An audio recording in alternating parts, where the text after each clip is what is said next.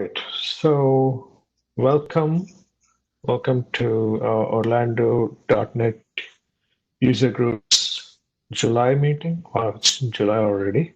Um, so, tonight's speaker is Siva. Siva is a local developer, and he is also a very well-known speaker in this community.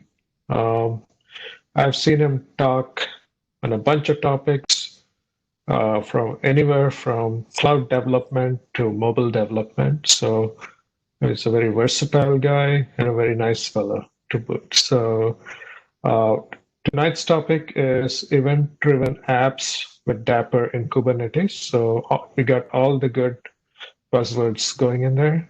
Um, and I'm sure it'll be a great talk, and I hope to learn more on Dapper in particular. So, with that, Siva, it's all yours.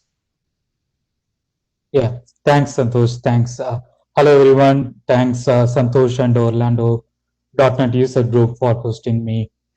Today, I'm going to talk on building event-driven apps with a Dapper in Kubernetes. Um, so, how many of you know the Dapper before? Dapper is like a distributed application runtime.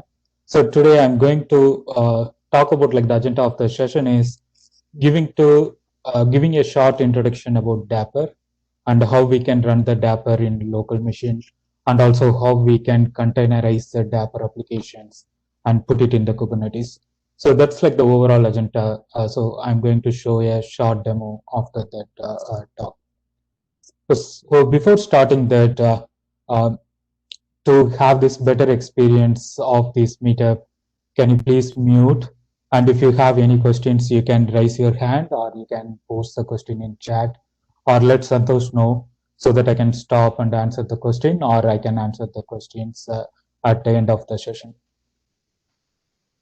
And thanks for doing this, for having this kind of better experience. And already Santosh introduced me. I'm Shiva, working as software architect in Computer Enterprises Inc. And I'm focusing on cloud, mobile, and IoT solutions. So you can see me talking around like the cloud, mobile stuff around this Orlando area. So you can see my Twitter handle at ksivamuthu, the same ID for like LinkedIn, and I am writing blog post on dev.to. So you can see, check out the blog, or you can DM me at Twitter at any time, or after this session if you have any questions. So today we are going to talk about the Dapper, right? So Dapper is nothing but the distributed application runtime. So what's a distributed application runtime is, we are going to develop the microservices application. We are already breaking monoliths and moving into the microservices world. So when we are moving into the microservices, lot of components that are coming in and lot of vendor related implementations are that's coming in. And to implement this distributed application, or like to implement these microservices building blocks, Microsoft comes with this new open source that's called a distributed application runtime. So what does that do is it's trying to create a portable event-driven runtime. So you can use this runtime for running your microservices application. So this runtime is going to be as a sidecar or like proxy application for your microservices. So what does that do is it would help you to build the event-driven, stateless and stateful applications. And also it has like the building blocks for cloud and the edge deployments. So what are the building blocks for like microservices? The building blocks for microservices including like I need a state management for my stateless or stateful workloads. And also like I need a distributed messaging service or like PubSub service for loose coupling my microservices. And or like I need a actor pattern for my microservices. And I need to configure my secrets. I need like a secret management. And I need like the observability pattern. So there are like a lot of good stuff we can do in the microservices, right? That means like the building blocks of microservices. So whenever you want to implement that in your application, so this Dapper or distributed application runtime, it helps us to integrate those building blocks. But one important piece in that Dapper is it's creating a standard APIs for portability and extensibility. For example, I need to state store management, right? For example, I have like a Cosmos DB for my state store, or I have like a Azure Service Bus or like Azure Event Hub for my PubSub mechanism, right? So whenever we are integrating these kind of like blocks, we already tied up with like the vendor. For example, I need to convert my Redis PubSub component to like Azure Service Bus framework. I have like my Redis SDK or like Azure Service Bus SDK tied up with my application. So that's not solving the problem or like problem of like a distributed application, right? Because I can take that microservices and I can put that microservices into like a separate application, which is completely not using the Redis or not using the service bus. So we need like the portable framework for your apps, and the application runtime that should enable these kind of uh, microservices patterns to integrate your microservices. So that's the reason like the distributed application runtime is created, and that's what it's serving its purpose of creating portable and extensible standard APIs. And also it's following this sidecar architecture. That means if you are running your application standalone or if you are running your application in Kubernetes, this application runtime is like a sidecar for your application. So it's creating the abstract layer between your microservice app and this runtime. So whatever building blocks you are trying to contact through that abstract API, and the runtime is going to handle the different implementation based on the configuration. So that's kind of like a sidecar architecture and supported infrastructures that's supported by this Dapper. And also it's provide like the developer language SDKs.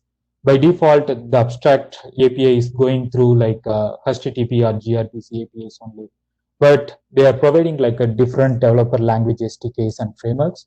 So in case you are developing like a .NET microservice, two options you can do. One is use the Dapper HTTP API to connect with the different microservices, or you can use like a Dapper SDK or Dapper framework that's built for .NET to connect with these APIs, right? So those are the different options this Dapper is providing. I would be showing this diagram. So this would give like the overall picture how Dapper works, and this would give like the Dapper overview. So let's say like we have this application code. This is my microservices application code, right? It can be written in like any framework, Go, Node.js, Python, even like .NET Core, Java, or like even the Azure Function extension, right? So you can use like any language. So instead of using like the SDKs that's developed in this language, we are going to contact this infrastructure, or like we are going to contact this the building blocks using the HTTP API contract that's provided by this Dapper runtime. So what does that mean is, if I need to save some state in database or like a data store, the HTTP API has the contracts, right? So we are just like calling that HTTP API to store, and this microservices is not aware, or like it's not necessarily know like whether it's storing in Redis or whether it's storing in Cosmos DB. So that implementation part is not needed for these microservices, because this is only focusing on like the contract that's provided by this application Dapper, right?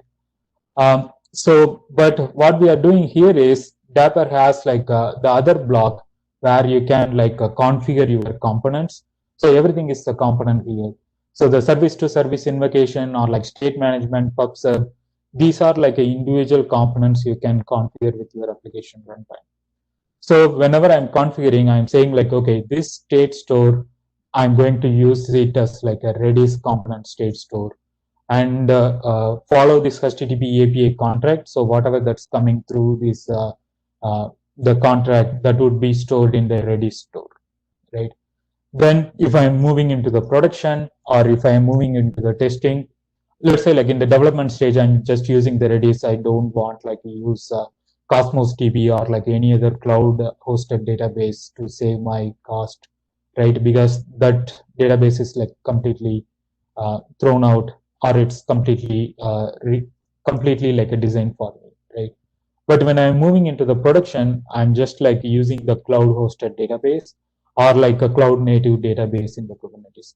At the time, we are just changing the component configuration. We are not changing any code, or we are not integrating any SDK that's related to Cosmos or DynamoDB. We are just changing the configuration code in the components here, and the HTTP API is still the same contract the microservices is reaching out, and the implementation only like switched to the different implementation. So then like your state is like switched back to the production related Cosmos DB, or like if you want to try the DynamoDB, you can use like the DynamoDB or like any other implementation Dapper is supporting. So you can use that for like the state management. Similar way, like the PubSub also, you can use Redis for your local, and you can use like Event Hubs or like a GCP PubSub or like any other NATS.io cloud native PubSub mechanism for your like production or like test workloads, right? So this Dapper runtime, that's making this life easy by just switching the configuration of the components. And this contract, that's like a contract the microservices is agreeing for, and it's uploading that data to this API.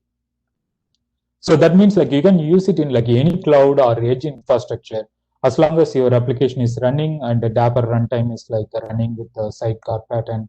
You can use this in like any cloud or like a IoT related edge infrastructure. The only thing is the component specific. So whenever you are switching like a component specific state store, you can use that. For example, like a cloud, it needs like a cloud hosted database. But when you are running the same application in like IoT devices or IoT edge devices, at the time you need like a small scale database for the same code, right? So at the time you can just switch the component for like edge related databases. So that's like the overview of the Dapper, and that's like the structure of the Dapper, how it works, and what are the benefits we can take from the Dapper side.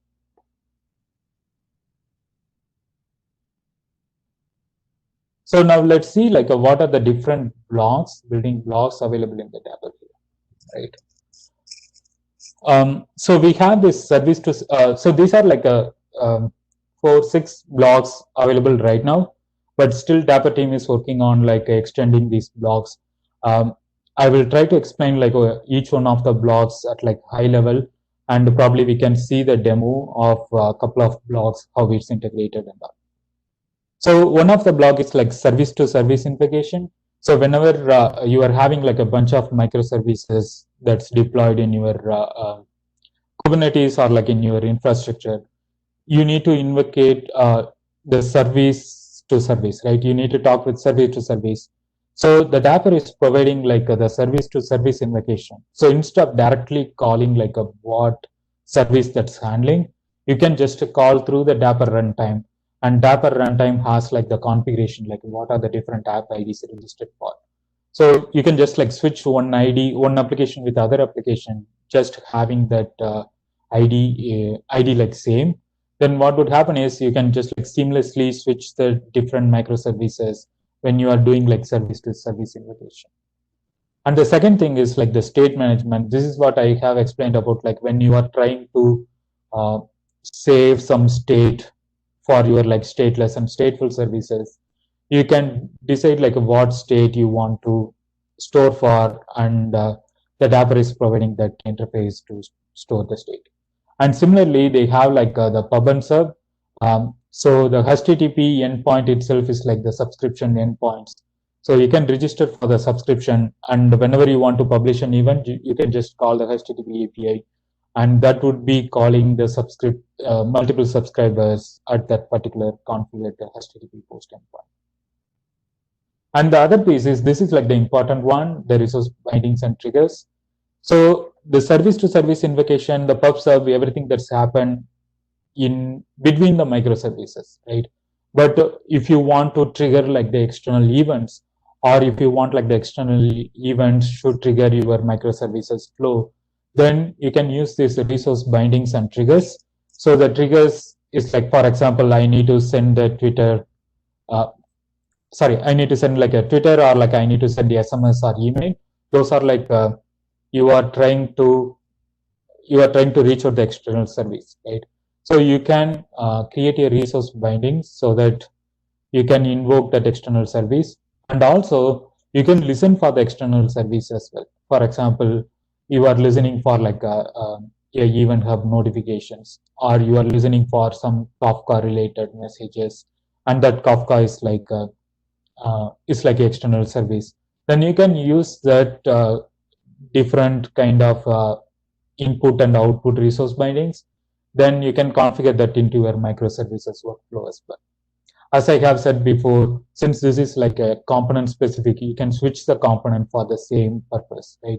For example, if your event is moving from Kafka to some other like event hubs or service bus, then you can just like switch the component, and you can still having the same code without changing any of your microservices code. And the other thing is like it's supporting the virtual actor pattern for your microservices. And finally, the observability, where you can trace your distributed applications and try to see like measure the message calls and other interactions that's happened between the microservices. So that also possible with your Dapr runtime. Everything is like simply configurable, but the observability and other stuff, you just need to configure it in the different way so that it would be available for your observability metrics. Everything is following like the open standards, so their design pattern and also like their design goal is to achieve this portability and the extensibility, so that you are not tied up with like any vendor SDK, and also you are not tied up with any language related SDK. The only thing you are worrying about is like how the HTTP API contract is for like from the Dapr. So you are just like calling that API, and the API would be taking care of like everything. So that's like the overall building blocks for like the microservices that's supported by this Dapr runtime. Now let's see like what is a sidecar architecture, and let's do the little bit deep dive, because we saw like the overview here, and we saw like what are the different blocks available in the Dapr here. Now let's see like how it's interacting with my application when it's standalone, and also like when I deploy it in the Kubernetes. So this is the sidecar architecture the Dapr is following here. So we have this application code and the Dapr API, the HTTP and gRPC API. So this is where like the communication that's happening. And this Dapr API, you can configure like a multiple components, like a service state, pub sub, and everything. And if you want to deploy the same thing in the Kubernetes already we are having like a pod architecture, right? So the pod is having like one or more containers. So the Dapr Kubernetes has like the Dapr operator. The Dapr operator is nothing but like it has couple of components, couple of services. So they have this operator pattern.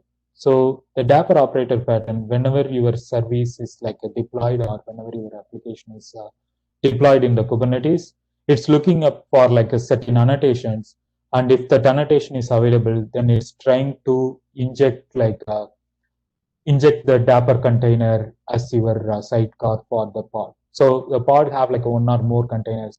So your app container is in the pod when you deploy that application, or when you deploy the container in Kubernetes, right? So the Dapr operator that's already running in the Kubernetes, that the Dapr operator that's already running in the Kubernetes, whenever the deployment is happening, that's injecting the another container to run in the same pod. So what does that do is, so in your pod there will be like two containers. One is your app container, and another one is your Dapr container. So this Dapr container has the same code like the Dapr API, only with configurations that's going in this Dapr container in the pod. then the configuration would be like connection would be going like this. And if you have like a multiple microservices in the different parts, everything would be connected either through like a state management or either through like the PubSub. Everything would be connected to the single step. That means you can send message back and forth between multiple microservices. So this is like how the Dapper works in standalone and also how Dapper in Kubernetes.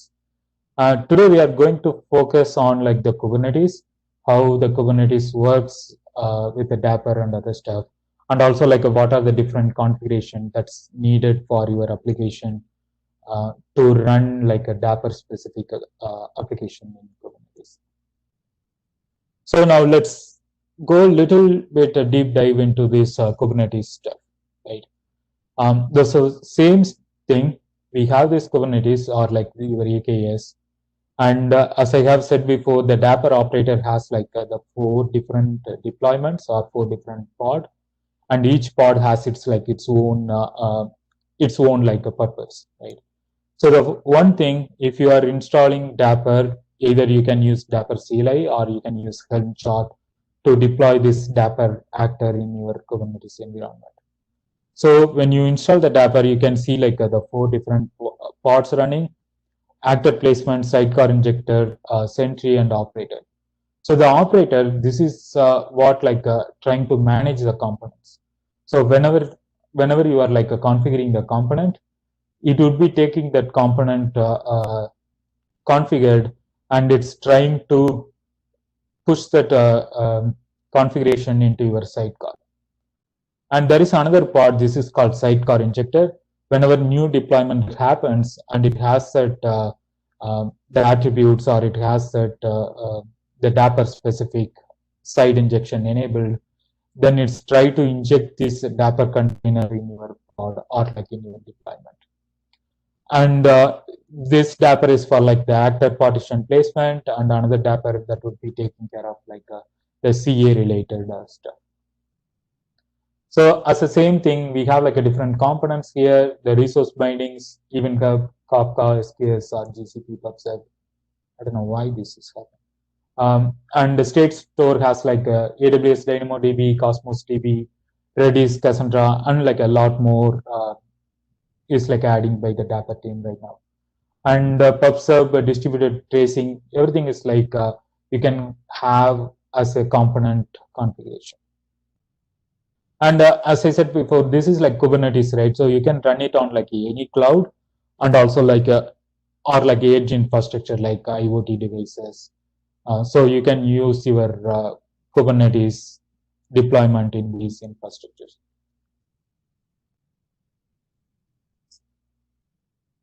I think like that gives like the overall overview of the Dapper. If you have any questions, let me know. Otherwise, I will try to move to that demo, and I will show the demo for you. Shiva, question. Yeah. So it seems like you're basically putting in 4 pods in your overall Kubernetes deployment. I'm not very clear how this would scale to handle large amounts of, let's say you add the PubSub component, and you have a lot of events coming in. I'm not very clear on how it would scale or to handle that large amount of events and how that works in general. Okay. Okay. So your question is like how it would be scaling. Yeah, correct. Do you need to do the scaling for that separately, or is that completely handled by Kubernetes itself? I guess that's. Okay, so the scaling wise, it would be completely handled by the Kubernetes. For example, when your deployment is like it can be like a horizontal scale or like vertical scale, right? Let's say you are having a deployment that's having like only one pod, right? Then whenever like it's scaling up, then Kubernetes would be taking care of like scaling your deployment itself, like a 2 replica sets or 4 replica sets. So that would be taken care of like by Kubernetes architecture itself. And you don't need to worry about the Dapper. So as long as like any pods are created, the Dapper sidecar injector would be taking care of like injecting the Dapper in your deployment, right? And for scaling the PubSub or for scaling the state store, it's based on like what are the different type of state store or PubSub you are choosing. If you are choosing for like the cloud hosted state store, for example, Cosmos DB, then we don't need to worry about the scaling because that's already handled by the Azure infrastructure itself, right? But if you are doing like the cloud native databases that's already deployed in your Kubernetes itself, then Kubernetes would be taking care of that scaling in your like in a container orchestration. Okay, so if you have like a Mongo instance, then Kubernetes will take care of that. Yes. So if you are putting Go ahead. Yeah, if you're putting the Mongo in the Kubernetes, then that would be taking care of your scaling. Okay. We have a question in the chat window. Yes. From Praveen, and it says virtual actor, is that a successor of Microsoft Orleans? And is there a way to migrate the application using Orleans? Sorry, I don't know about that. Whether it's. Praveen, would you like to come off mute and ask the question?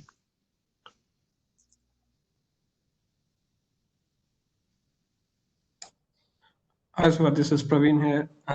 So I was talking about, we briefly talked about the virtual actor part of the thing that is present in Dapper. So, Okay.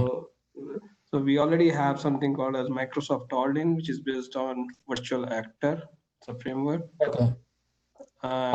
Just now I'm checking out. I'm not sure about that Orleans. Okay.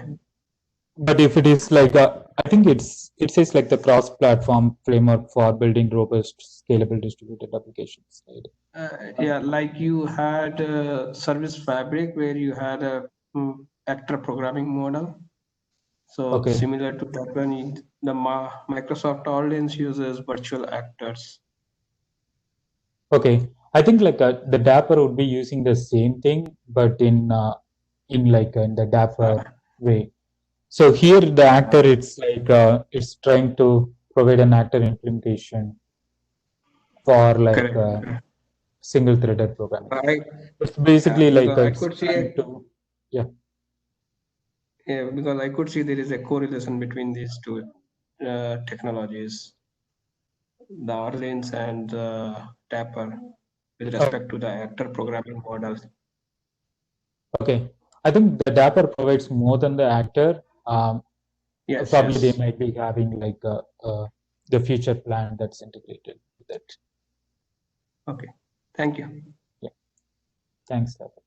And just for notice, I will include these in our meetup.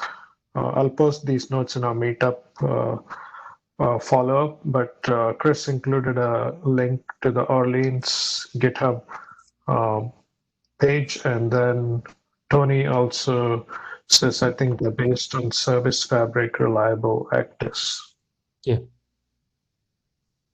So with that, I'll go on mute and you can continue, Siva.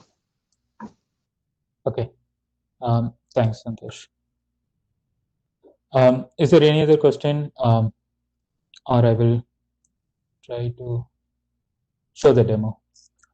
So today I'm going to show the demo. First, I will show the demo, so that would give you that the clear picture when I walk through the code. So the rest of the session, it's mostly like a walking through the code.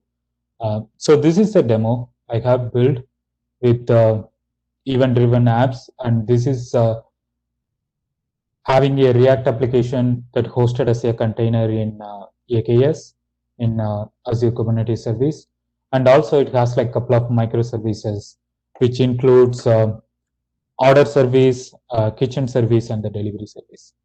So what it's doing is when I'm trying to select a food and submitting an order, it's creating an order in one of the state store, and it's submitting the order. It just like publish the event called order received, right? Then what kitchen service is doing is it's trying to process that received order, and when it's ready, It's just emitting the another event called ready to pick up.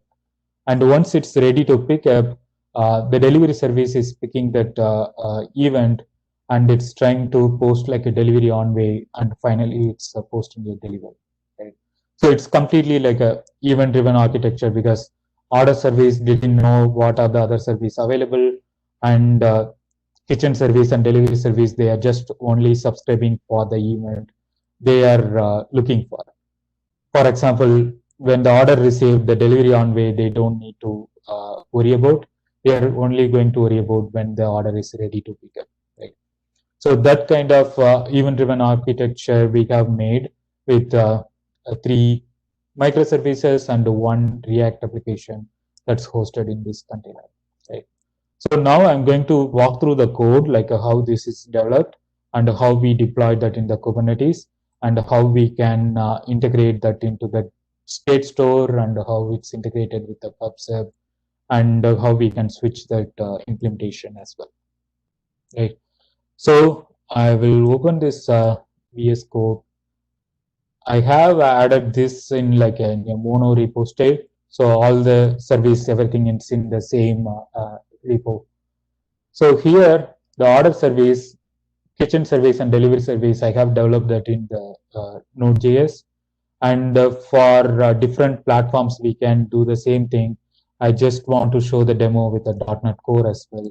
So you can see like the same implementation for order service and same implementation for order.NET Core service. The only thing is I have developed in Node.js and also like in the .NET Core to show like I can integrate with the same Dapper without any changes. Right? So the first thing we are going to with the order service, the app.js. If you are like .NET Core specific, I will show that code as well, but this is like morely JavaScript. So if you are following that like how it's implemented, this would be easy. And if you want to see like the .NET implementation of that, I will show that as well. Right? So in the order service, I have this app.js. This is like a simple HTTP server, right? I have this Express server, and I am listening in port number 3000. The other implementation it has is like a health check endpoint and the post order. So this is where like my food and drink order is posted.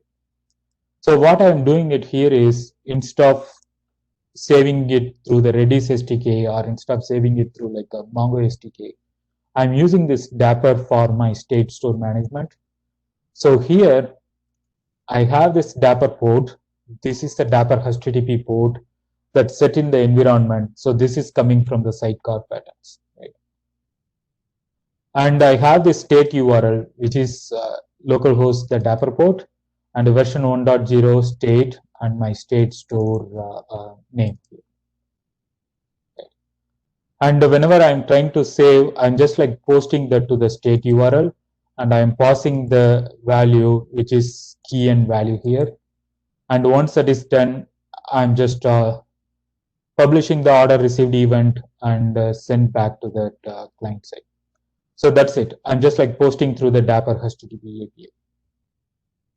So how I am integrating this with the state store is, if you go to that components folder here, so this is the state store.yaml. So this is where like I'm configuring this Dapper component. So you can see like the API version dapper.io. This is like a Dapper component specific API version here. So I'm saying like my metadata name is state store, and for the spec, use the state.redis, and these are the metadata values that's needed to configure for this Redis component. For the same example, I have this Cosmos DB here.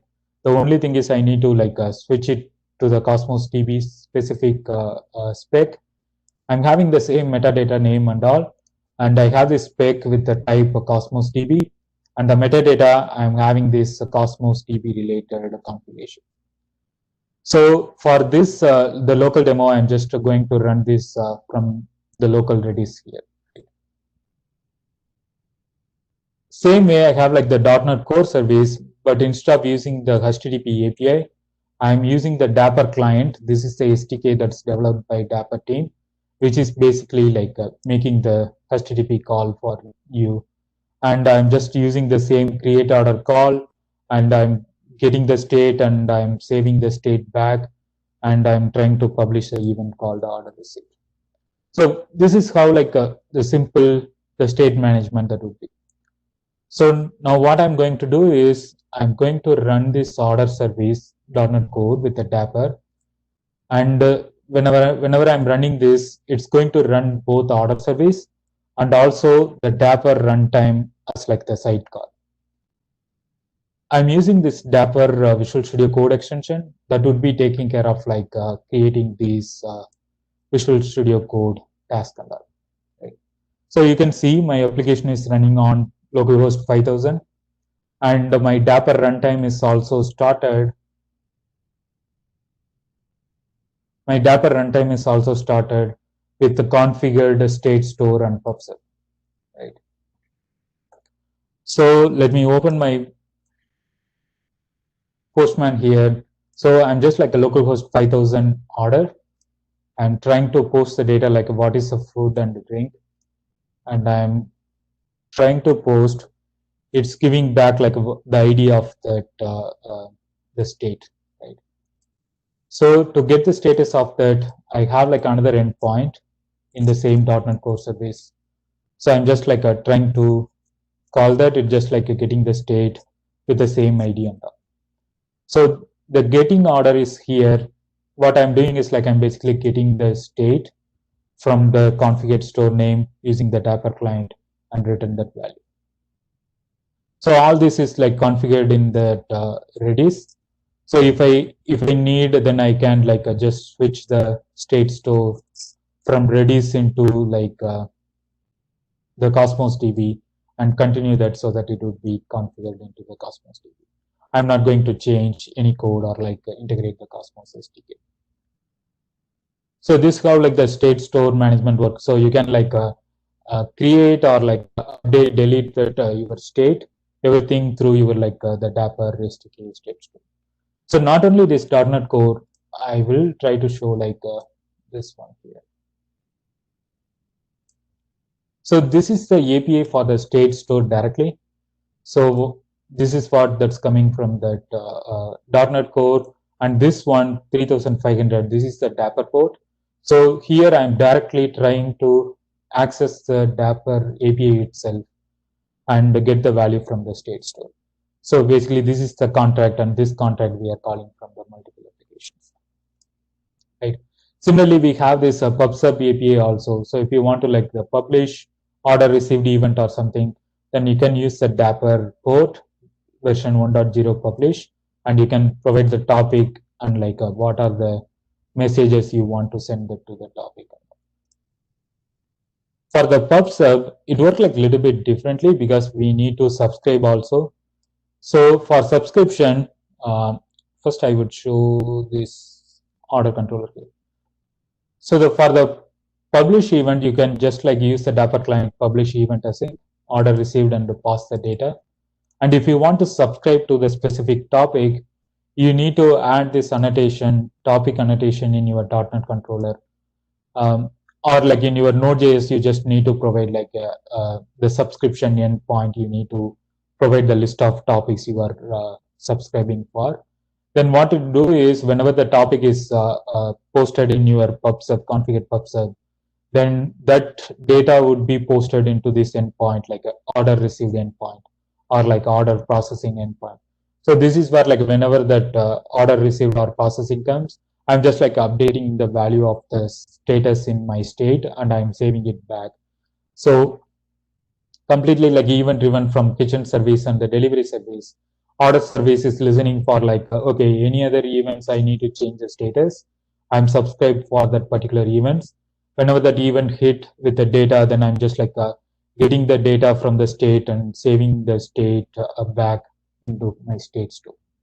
So this is how like the subscription and the PubSub works in the .NET. And in the Node.js, it's pretty much similar. The only thing is you need to do on the Dapper subscribe endpoint, you need to return the JSON like this is my topic.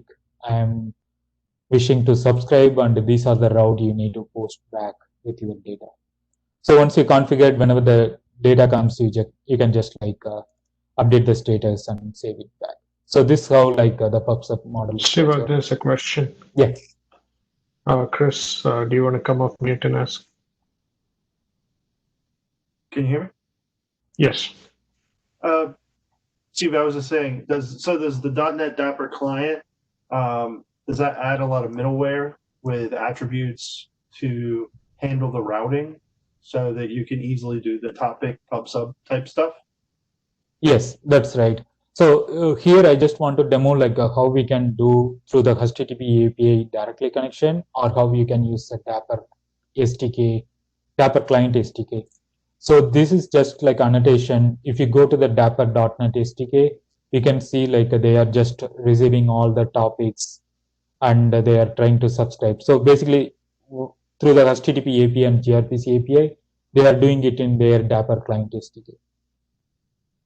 Gotcha. And depending upon your configuration, that could be backed by, like you said, Redis or Cosmos or not Cosmos, but whatever. Whatever, like a Kafka or like a RabbitMQ or anything.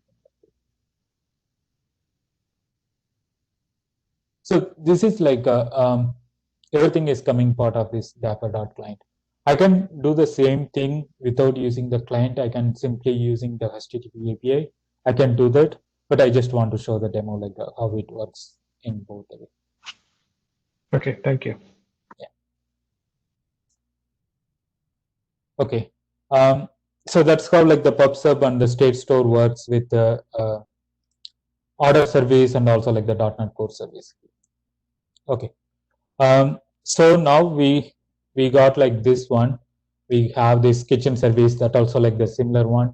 Whenever the order received and just like processing, and I have added some delay here to like mimic that delay.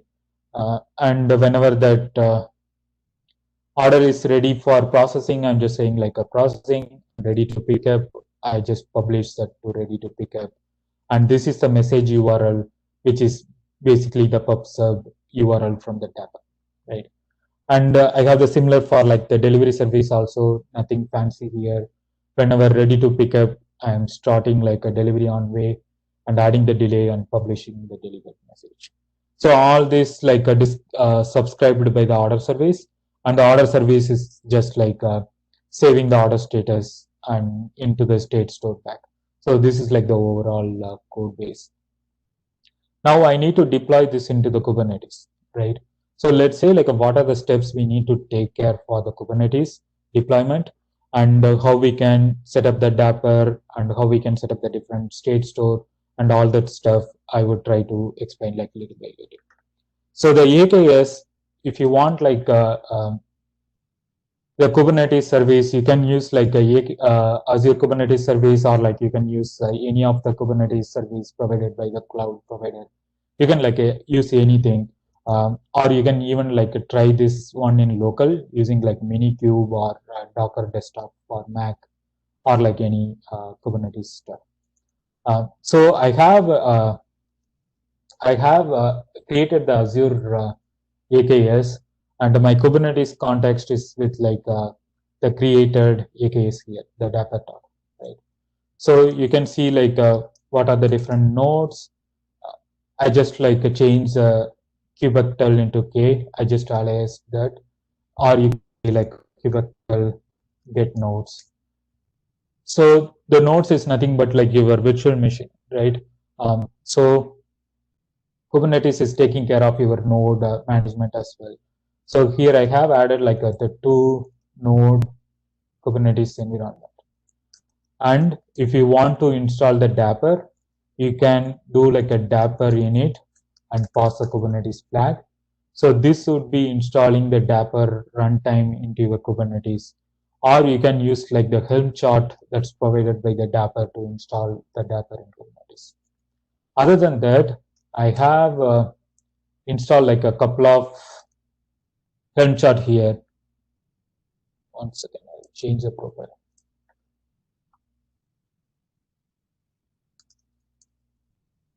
So here I have installed like a couple of Helm chart here. One is Redis. So this is where my state store and the PubSub that would be working. And the NATS, this is nothing but like a PubSub mechanism, the cloud native PubSub mechanism, where you can install in the Kubernetes itself, where you can use this for like the PubSub. The Redis also can be used for PubSub. I just installed both so that I can just like simply switch that pattern for PubSub only, right? And other than that, here we have this different application, right? So the first thing in the application, moving to the container or moving to the Kubernetes, is we need to Dockerize it. So here I have created the Docker file. For the Node.js, it's simple. I'm just like using that from Node 12 and npm install, expose that in the port, and running that particular command, right? And for the .NET Core, I have added like the .NET Core specific Docker file, building that and running using the .NET Order Service. And I have this React application also. This is also like a pretty straightforward. The only thing is I just added the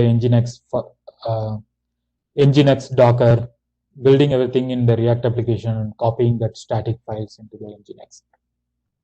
So now what we need to do is we need to publish this all microservices Docker files into the ACR, and we need to create the Kubernetes deployment to pull that into the Kubernetes, right?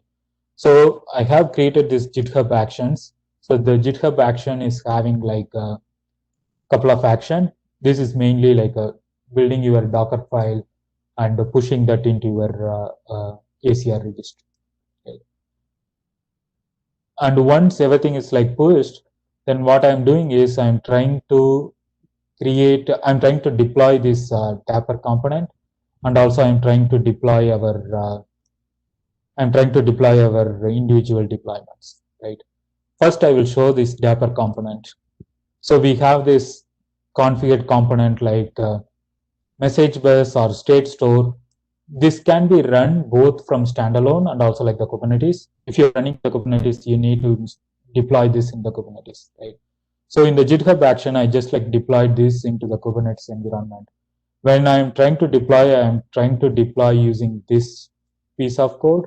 So what this one is doing is I am trying to, the Redis host is nothing but the Redis service, and the Redis password, instead of configuring the password hard-coded, I'm just using the Kubernetes secret for my configuration. So you can see like in my kget pods, I have this Redis code, or you can see like a kget service. You can see like my Redis services here, right? And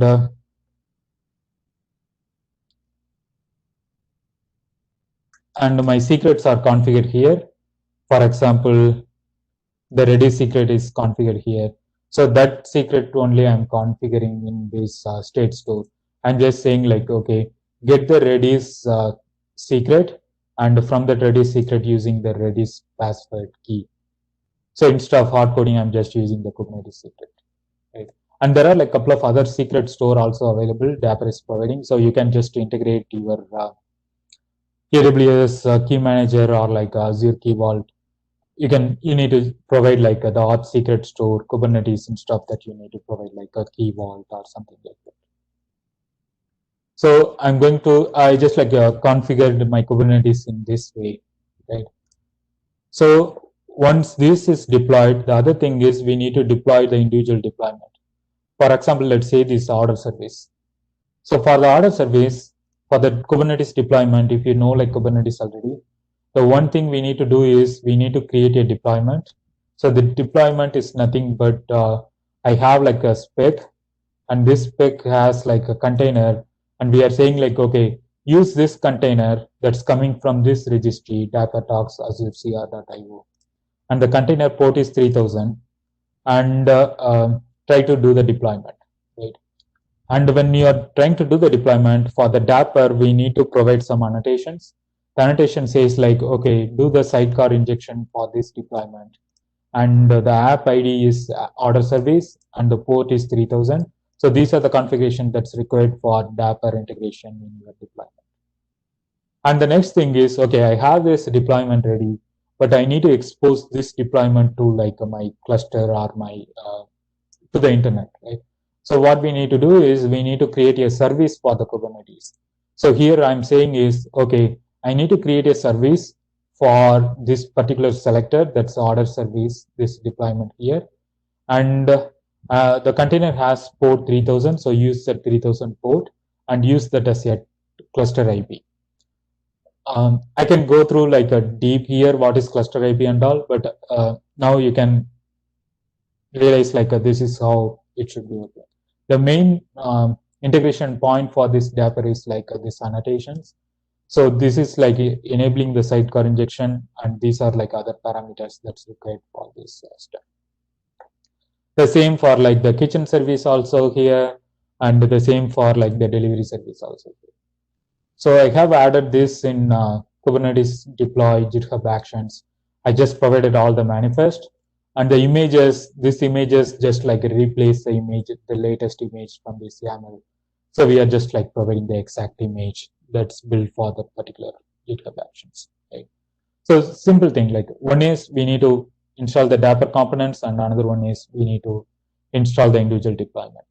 And other than that, I have set up this ingress URL. This is basically like the path-based routing for your multiple service, so that you can like access it through the single FTQN URL or your custom domain URL, right? So these are like the overall Kubernetes stuff, how it's configured with the Dapr application.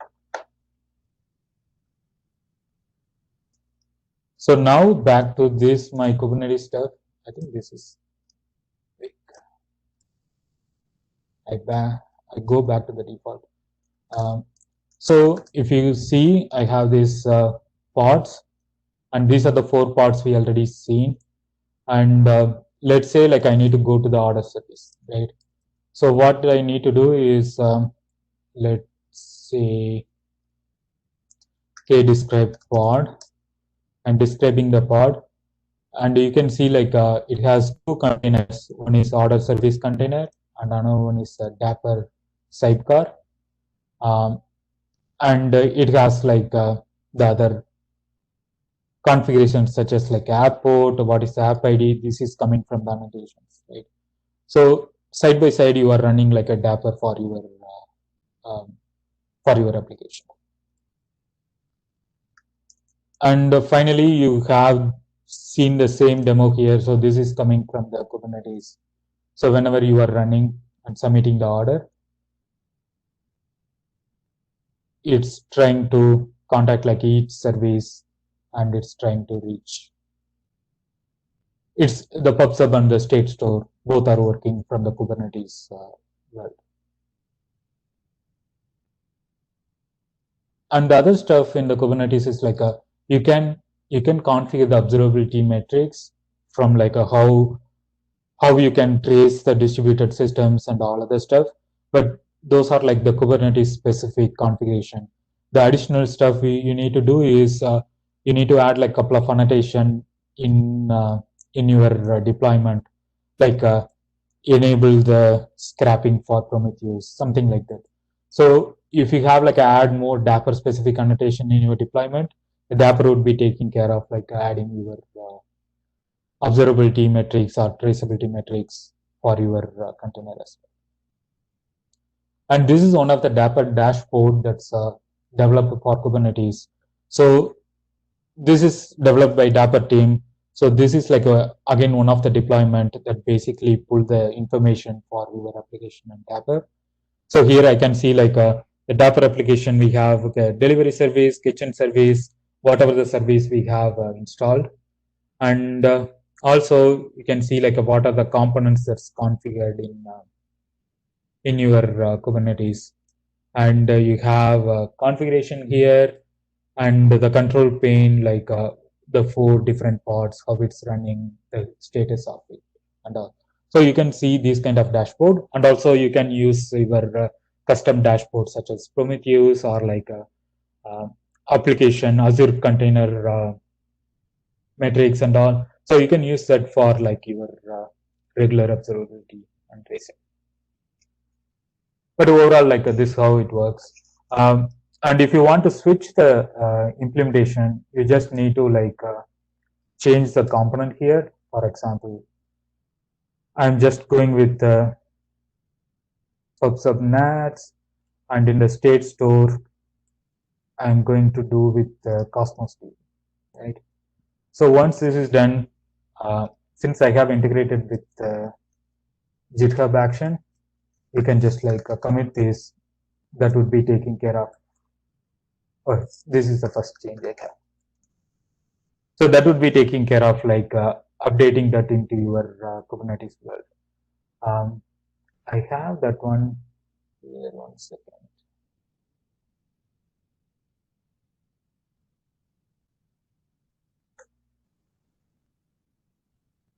So this is my repo, and I have a different branch here,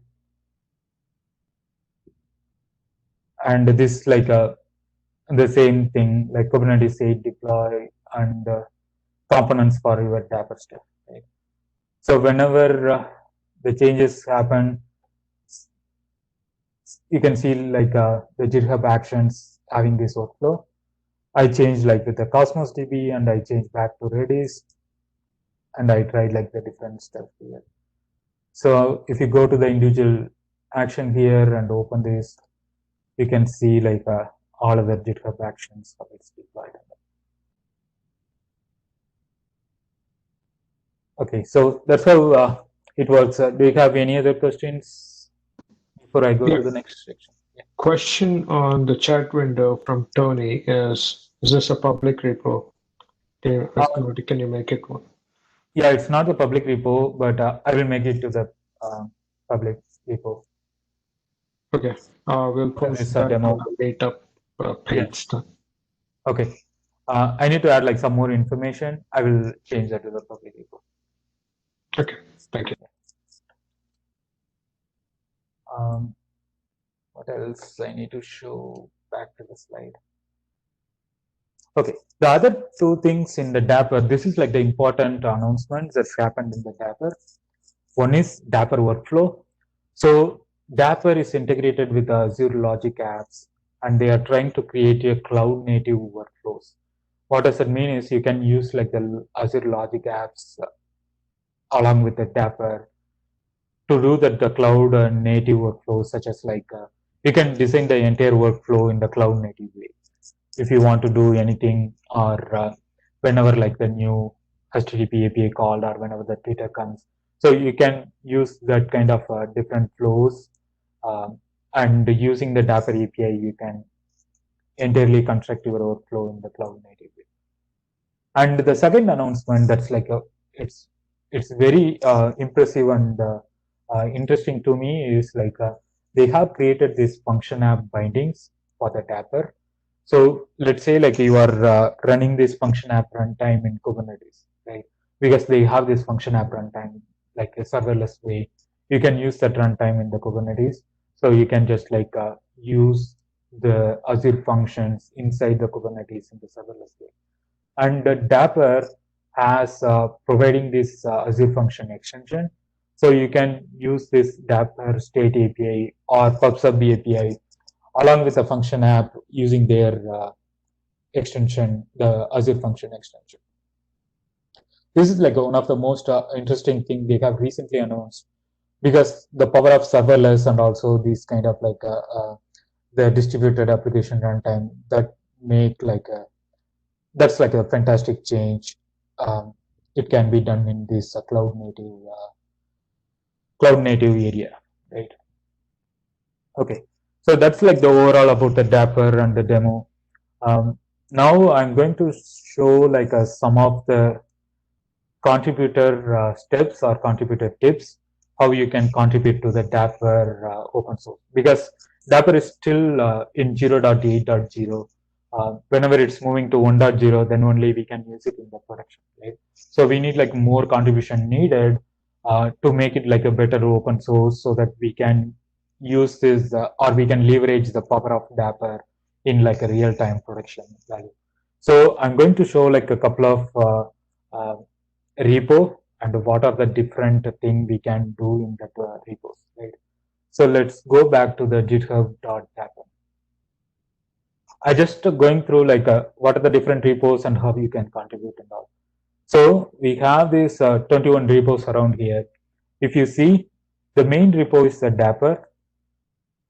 So in this Dapper, you can have, this is like the main core. It has like the Dapper, we saw that like the 4 different parts, right? The Dapper sidecar injector and the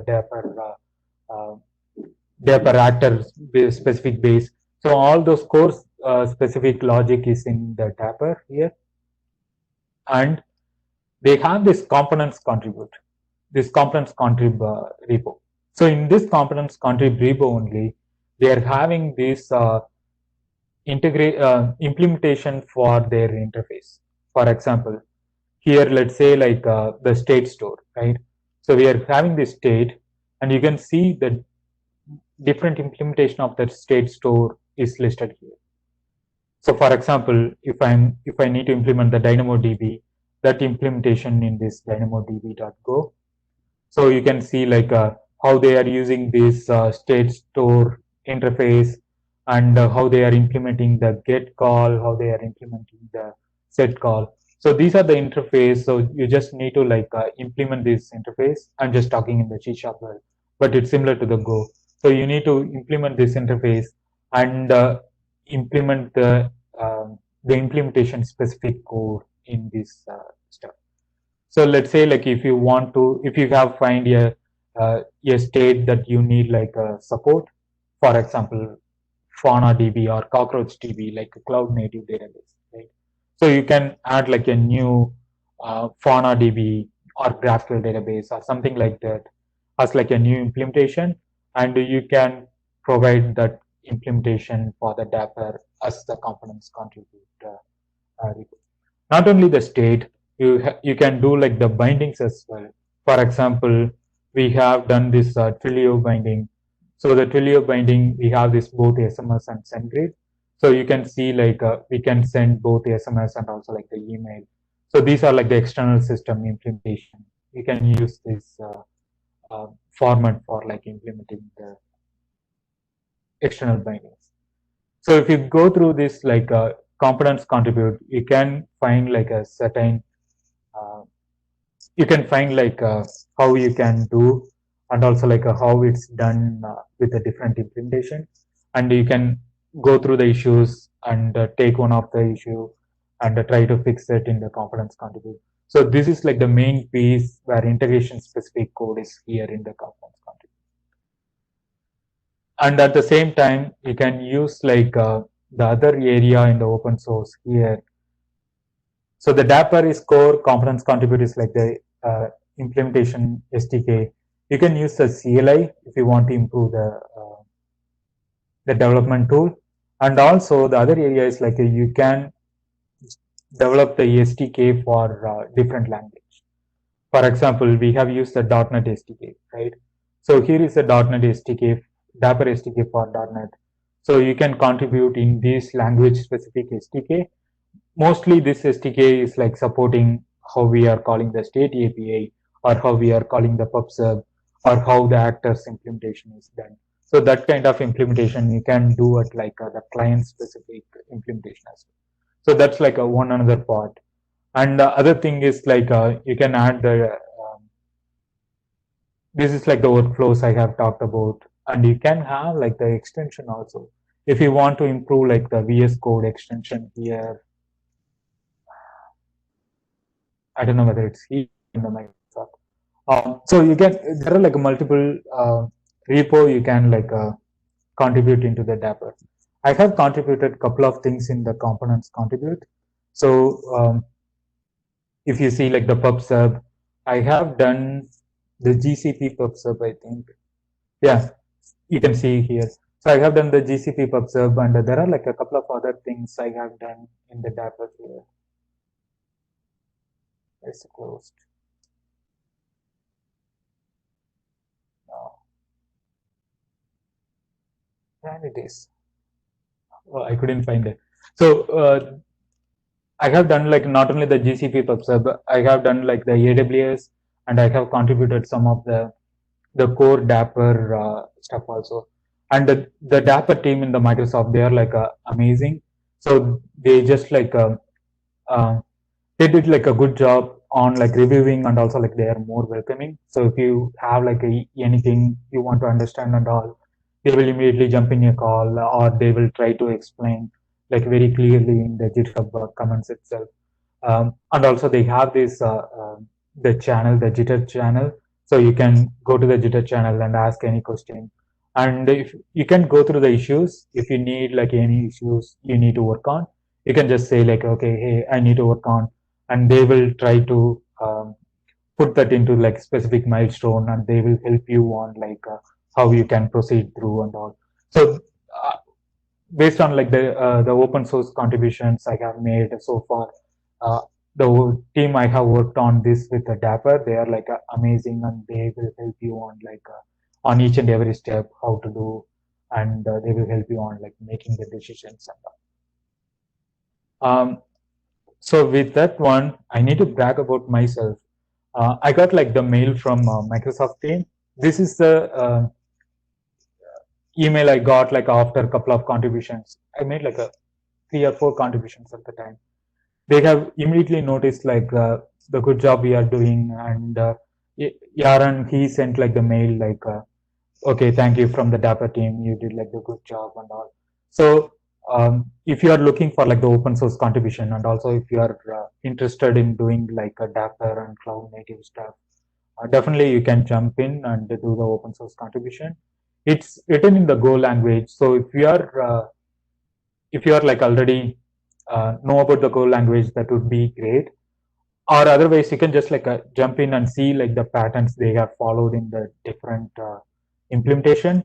And I don't know Go before, but once I go through their code and I see that like their pattern and the design, I just like use the same pattern for like my components I have developed, and they can like they from in the review they would be very nice, and they would be help you to like go through that. Even the Go language is new for you, right? The only thing you need to understand is like how this distributed thing is working, and how we can contribute to the Dapper, or like certain things, certain ideas. If you have, then you can create the suggestions. And finally, a reference, I have provided like a couple of references here. The dapper.io, this is a website, and github.com/dapper. This is where the repo, you can go through the individual repos and see what you can do. And they have this Dapper Dev Twitter channel. And if you are new to Dapper, there might be like a lot of questions you might be having. Abhishek Gupta, he's I think one of the dev advocate in the Microsoft. He wrote like a lot of Dapper related articles. The one specific article I liked very much about is like the most commonly asked questions about Dapper, right? Because when I explain Dapper to my coworkers and also like the other my friends, they have like a certain questions that's coming for the Dapper is like, is it similar to the Istio, or is it like a service mesh, or how the PubSub works? So there are like a lot of questions. He nicely articulated like the different questions, like is Dapper a service mesh or not? It's not, because it's runtime, right? Then he provided like the other questions such as like Dapper need Docker or not, Dapper don't need Docker because it can be run on the sidecar. And he added like a PubSub and findings, what are the difference and all. So if you are good, then you can just like follow this guy. He is mostly posting on the Dapper. And also recently I joined this Twitch stream. Aaron and Jennifer, they are also working for the Microsoft, mostly focusing on Golang and open source. They are having this Cloud Native Wednesdays, so you can just join in the Cloud Native Wednesdays with the twitch.tv, with Aaron's channel. So this would be good. And finally, thank you, and follow me as well. I am posting like a couple of Dapper related blog posts. And if you have any questions, or if you want to see this demo in like very deep, in very detail, then let me know. We will jump in a call and we can go through that. And thanks everyone. Thanks Santosh. Thanks Orlando.NET user group for this amazing opportunity. Thanks, Siva. Anyone have any other questions that you want to ask? Just feel free to come off mute and start asking questions. Um, and actually, Praveen says, thanks for great introduction. I do have a question. Uh, so, uh, uh, the Dapper had, you're talking about where to do different things like state management and uh, other things. So the extensible part, like what are some of the um, things that you could extend on from the like give me some, can you give some examples of what are some of the extensible parts that you could potentially do? Because that sounds interesting. Um, uh, I'm just thinking like, what's the best thing we can say? The extensible part, since mostly this is like this completely taking this the SDK based stuff out from these microservices, right? That's itself is like the more extensible, I think, because that's with that one you are able to like you are completely getting rid of this SDK implementation. You can target like the hybrid cloud, or you can turn it in like any infrastructure without having that integration, right? So that I would assume like a more extensible, because you are not relying on like any implementation. And also like I would see this where we can implement it in like anywhere. And also with the power of Kubernetes, you can use both the hybrid cloud and the edge infrastructure. I would consider that as like the extensible one. Okay.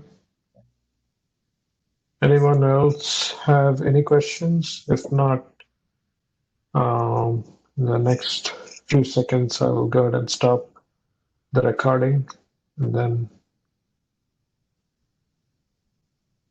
no other questions. All right. Stopping the recording.